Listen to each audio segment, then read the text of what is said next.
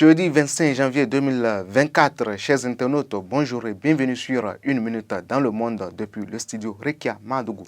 Démarrons ces informations par l'ex-ministre du Travail Olivier Dussopt de la France qui n'a pas fini avec la justice. Une semaine après sa relace par le tribunal correctionnel de Paris, le parquet national financier PNF a annoncé hier mercredi 24 janvier qu'il faisait appel de cette décision.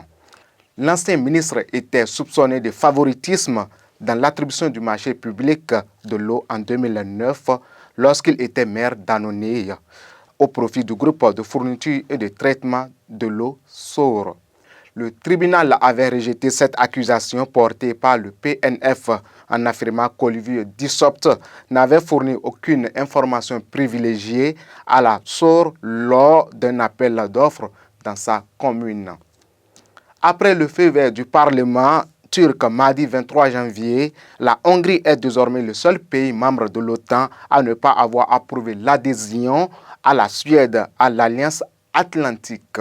Le pays nordique avait déposé sa demande en même temps que la Finlande voisine qui a intégré l'organisation en avril 2023 après l'invasion russe de l'Ukraine. S'exprimant sur X mercredi, au lendemain du vote turc, le Premier ministre hongrois Viktor Orban a cependant assuré que son gouvernement soutient la candidature suédoise.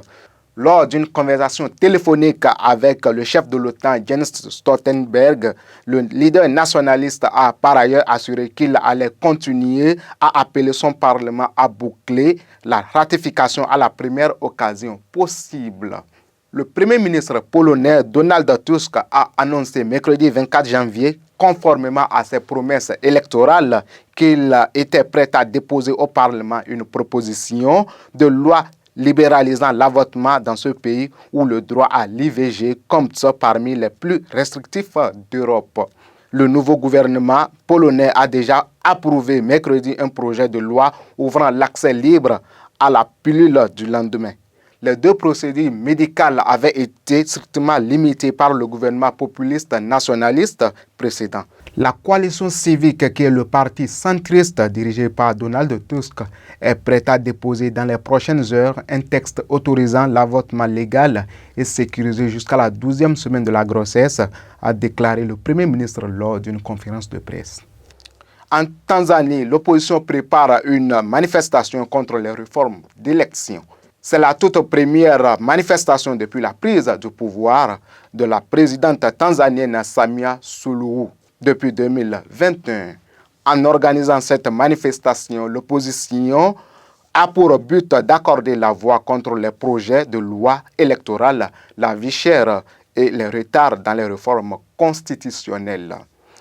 Pour le parti politique pour la démocratie et le progrès, Chadema, il entend organiser les événements pour presser l'État afin d'acquérir des réformes bien avant les élections générales de l'an prochain.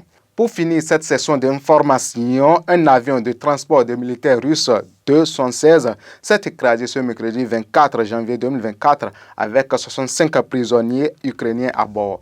Le crash est survenu dans la région de Belgorod, frontalière de l'Ukraine. L'annonce de la nouvelle est faite par le ministère russe de la Défense.